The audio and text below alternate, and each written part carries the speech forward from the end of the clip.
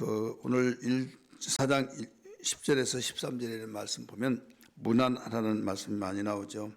그 가운데 누가 문안을 했느냐? 아리스다고 마가 유수도라고 하는 예수 에바브라 이 네 사람이 너희에게 문안을 한다. 이런 말씀이 나와요. 그래서 여기에 이름이 나온다는 것은 우리는 어떻게 행했느냐에 따라서 그 이름이 하늘 생명책에 기록될 뿐만 아니라 행위의 책에 기록되어서 영원히 기록이 남는데 어떤 기록으로 남느냐? 영광스러운 축복된 기록으로 남는다는 걸 알아야만 합니다. 예를 들어서 우리 조상들이 말하기를 호랑이는 가죽을 남기고 사람은 이름을 남긴다 이런 말이 있어요. 그래서 역사에서도 어떤 안 좋은 사람들이 나쁜 일을 했으면 거기에 역사에 기록된 것을 볼 수가 있죠. 그러나 좋은 일이 있으면 좋은 역사에 기록되어서 길이길이 후손들에게 남는 것처럼 바로 우리 신앙생활도 마찬가지다 이거죠. 그래서 우리는 2000년 전에 있었던 바울의 동역자들 또 주변에 있는 모든 교회들을 위해서 수고하고 또 봉사하는 그런 모든 사람들에게 우리가 문안하고 수고하고 그런 삶을 알지 못하지만은 성경에 기록한 내용을 통해서 알게 되고 이 시간에 주의 종을 통해서 여러분에게 증거가 되고 있지 않습니까? 이렇게 증거되는 것은 여기에서 또 끝난 것이 아니라 하나님의 나라에서 행위대로 기록된 대로 갚아주리라 하고 말씀하셨어요. 여기서 우리에게 주신 내용의 목적은 뭐냐면 교훈해 주고 있는 목적은 항상 사람들은 어떻게 행했느냐에 따라서 그대로 기록되어지고 거기에 대해서 상급이 되기도 하고 형벌이 되기도 하고 행복이 되기도 하고 불행이 되기도 하고 그렇게 되어지죠. 여러분 예수님 직접 말씀하신 달란트 비유에서 5달란트 2달란트 받은 자는 주인의 기품에 참냐라 라고 말했지만 1달란트 받은 자는 악하고 기른 자야. 너는 밖에 어두운 곳에 내 쫓김을 받으리라 하고 내쫓으라고 종들에게 말하고 있죠. 거기서 이를 가르며 슬피 울리라 이런 말씀을 볼 수 있어요. 그래서 우리 육체에 있을 동안에 기회입니다. 무엇을 심느냐 어떻게 심느냐에 따라서 바로 결과가 나타난다는 걸 우리에게 알려주고 있어요. 여기에 이 아리스다고는 여기에 나와 함께 갇힌 바울이 복음으로 갇혔죠. 근데 아리스다고도 같이 갇혀 있는 감옥의 동역자 같아요.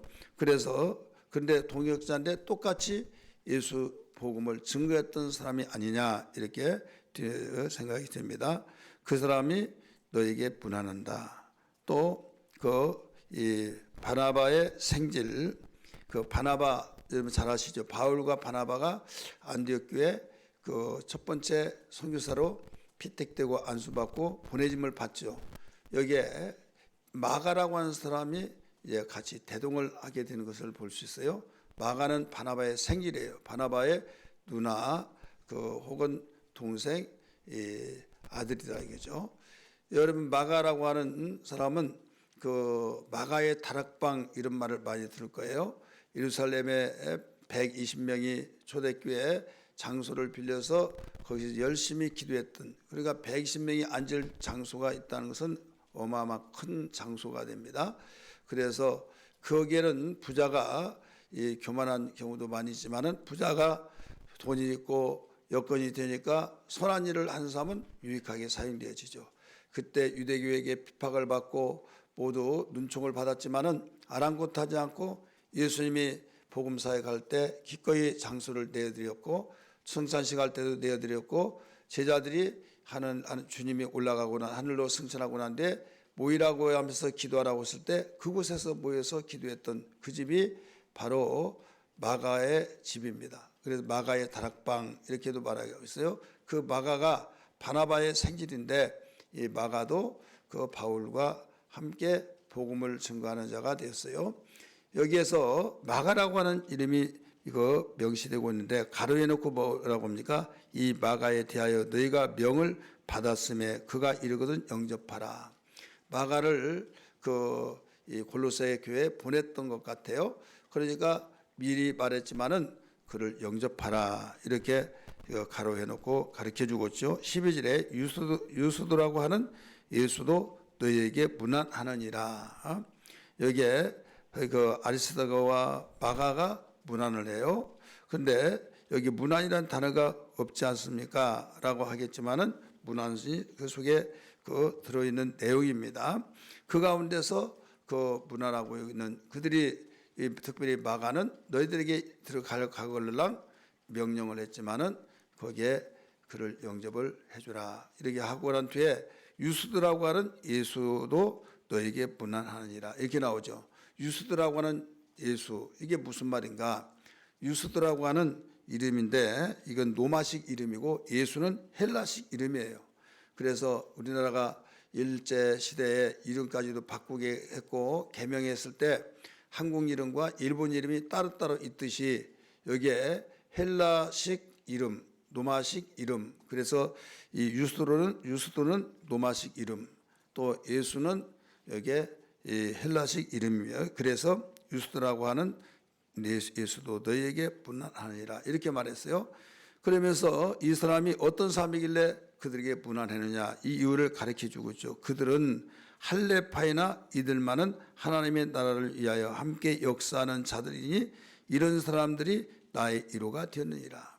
할레파라는 거예요. 할례를 주장했던 사람들이라 이거죠. 그런데 할례를 주장하고 할례를 받지 않으면 구원이 없다 막 이런 게 아니라 할례를 주장했지만은 그게 중요한 것이 아니라 하나님의 나라가 땅 끝까지 주님의 명령하신 대로 증거된 것이 중요하다 해가지고 오직 하나님의 나라를 바라보면서 함께 바울 사도의 일을 도왔던 자들이에요.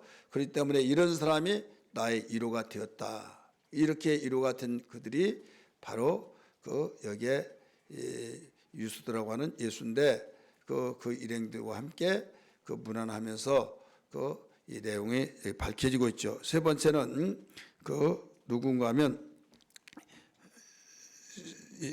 그 네 번째네요. 첫째는 아리스다고, 두 번째는 마가, 세 번째는 예수도라고 그 유수도라고 하는 예수, 네 번째는 에바브라. 에바브라 12절에 나와요. 12절 봅니다. 그리스도 예수의 종인 너희에게서 온 에바브로가 너희에게 문안하느니라. 여기에 이 골로새 교회에서 또 파송을 보냈던 빌립보 교회에서도 파송을 보냈다고 그랬죠. 근데 여기에 이 에바브로는 골로새 교회에서 파송을 보내서 여기에 무슨 파송이냐? 시중을 들고 바울 사도의 옥중했는데 거기 돌봐주라고. 그래서 한 교회에서 그러면 다른 교회도 이런 살아야겠다. 우리도 보내야 하지 않겠느냐. 이런 전례가 담아서 같이 일을 하게 되잖아요. 이 빌립보 교회도 그 바울이 감옥에 갇혔을 때 에바브로 디도를 보냈어요. 근데 여기에서는 이 에바브로를 그곳에 보냈다. 그러면서 너희에게서 온 에바브로도 너희에게 문안을 한다. 이런 말이 나오죠. 그러면서 그가 항상 너희를 위하여 애써 기도하며, 그러니까 모교회를 위해서 항상 기도하고, 그 기도할 뿐만 아니라 너희로 하여금 모든 것 가운데서 완전하고 확신 있게 서기를 구하고 있다. 그 기도의 내용이 신앙생활 잘하고 말씀에 굳게 서서 흔들리지 않고 어려운 가운데 핍박 속에서도 결실하기 위해서 기도하고 있다 이거예요.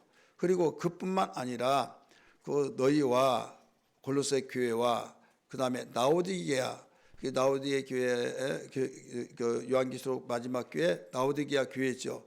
그 나오디게아의 그들도 위해서 기도하고, 또 히아레폴라라고 있어요. 여기 보면 그 13절에 이 히에라폴라에 있는 자들을 위하여서 많이 수고하는 것을 내가 증언하노라. 너희는 눈에 안 봤지만 내가 증인이다.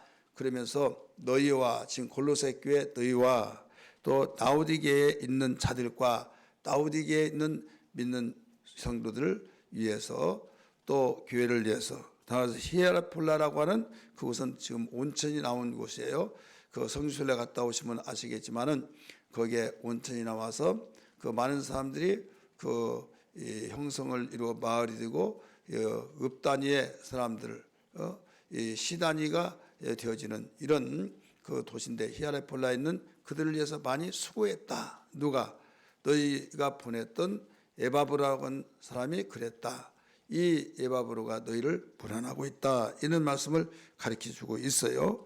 여기 우리는 그 결론으로 말한다면 이 문안은 누가 하느냐 이거예요.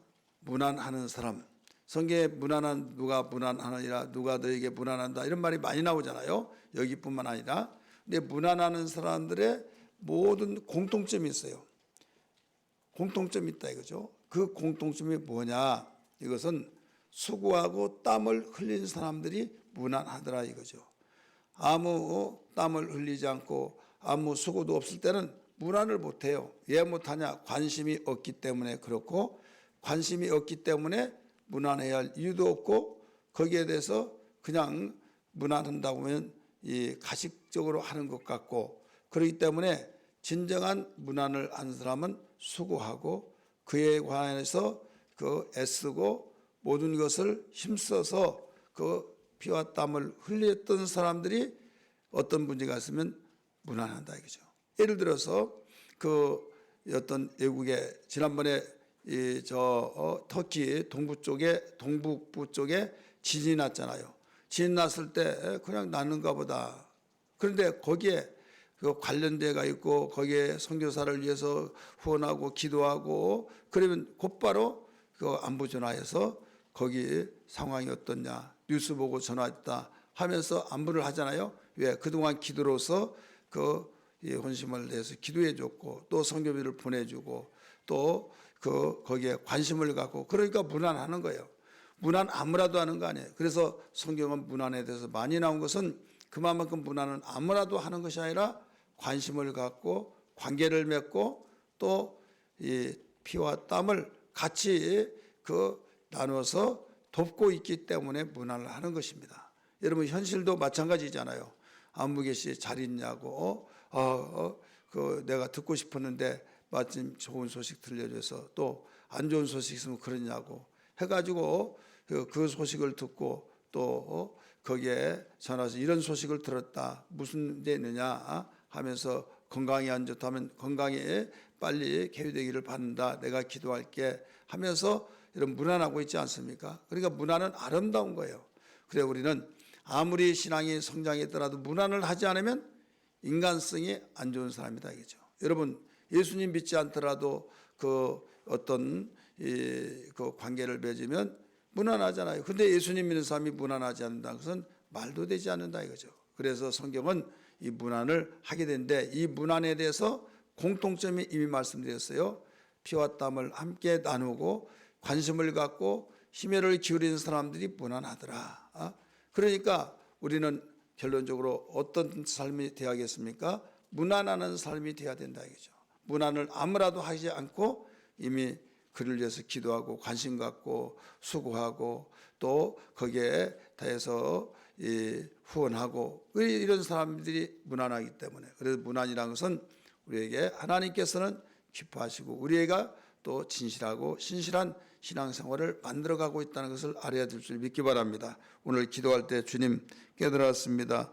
주여 이 진정한 문안하는 자가 되게 하여 주옵소서. 이런 기도가 되기를 주의 이름으로 축원합니다.